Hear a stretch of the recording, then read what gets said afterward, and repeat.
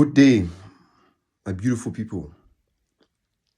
This is something that I've been thinking for a lot, and I just wanted to share this with the world.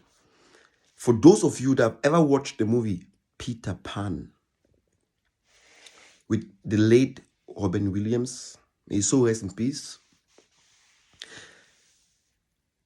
I grew up watching these movies, and I know that behind movies there is always a thought process, and many people watch movies and we get carried away. But this movie, Peter Pan, struck out to me a lot, especially when I was reading my Bible and I was reading the works of Jesus Christ. And when Jesus Christ said, unless you become like a child, you cannot enter into the kingdom of God, when he was speaking to Nicodemus.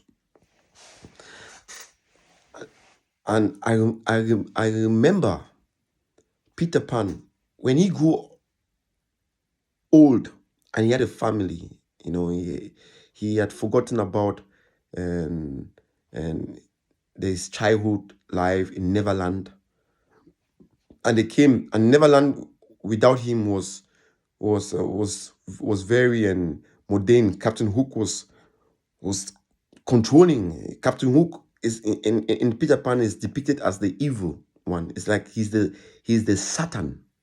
If you have an imaginary mindset, because we are made in God's image, so we have an imaginary mindset. We have to be, our life is full of imagination. We imagine all the time. We are constantly, perpetually in creativity. Everything is imagination. We are always imagining. That's why we imagine everything and it becomes alive. We are creating constantly. Creating.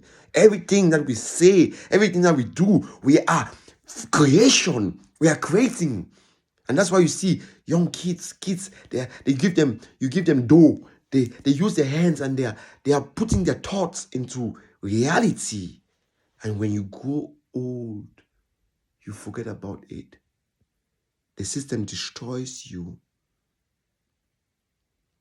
And that's what happened to Peter Pan. And they had to restore back what he lost. He lost Neverland. And it takes me back again to Michael Jackson. Michael Jackson lost his childhood and he became this big icon. And that's why Michael Jackson built Neverland. And that's why Michael Jackson loved to be around little kids, because that very childhood that he was longing for, he couldn't see it in the eyes of adults. And he loved to surround himself with kids because it gave him closure. When Peter Pan went back to Neverland, he forgot who he was. He forgot that he was Peter Pan. And because he forgot who he was, he constantly lived under pressure. All the things that the other kids were doing harmoniously, they were enjoying themselves. Peter Pan had pressure. He was doing all those things under duress. Oh, what is all this? Even at the end of the day, when he went back to his quarters, he was feeling pains.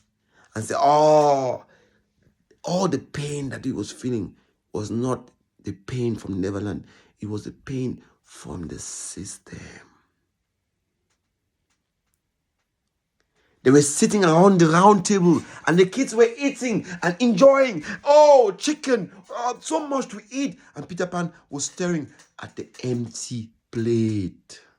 He said, where is the food? I don't see no food. And the kids say, Peter, so much food. Don't you see it? I don't see the food. I'm hungry. He refused to see the food because he was trapped under the disguise of the system. The system was still in his eyes. He couldn't see because he had to unfold his eyes. He had to take off the blindfold away. And the blindfold is the system. Until one day, they said, Peter, believe. Believe. And he said, I'm trying again. And they said, Peter, let go. Believe. And one of the kids took food and said, Peter, Peter. And he threw it on Peter. And Peter did not even understand. And now he let go. And he believed. And he took the food. And he said, eh. And he threw the food. And what happened after that? The food appeared. Plenty of food. And from that moment, Peter Pan became who he was. He could fly. And because he became who he was meant to be, he restored hope back into Neverland. And all the kids became and say, oh, Peter. Because sometimes in life, your hope, when you become what you are meant to be, you shine the light on others. That's why it's very, very necessary for you to become who you are meant to be so that you can shine the light on others. In this life, we are here to encourage one another, to uplift one another in every way, by any means necessary. If you, for one reason, feel like somebody else is trying to take away your energy, you have to be very, very bold and say, get thee behind me, Satan. Like Jesus Christ said to Peter, when Peter was a stumbling block to his mission. It can be your mother. You can say, get thee behind me, Satan. It can be your father. Get thee behind me, Satan. It can be your friends that call you and they are negative and they are saying dangerous things and they are cursing and saying, they are saying baloney. And your time is very, very special. That's why I came up with a theory that says time. What is the acronym of time? For me, personally, after many, many years of trying to understand life, I came up finally to understand that time is take initiative, manage energy, because we are energy. So, in other words, take initiative to manage your energy. Don't take your energy and be listening to people that are distracting you and taking you away from your mission. You have to be bold and say, get thee behind me, Satan.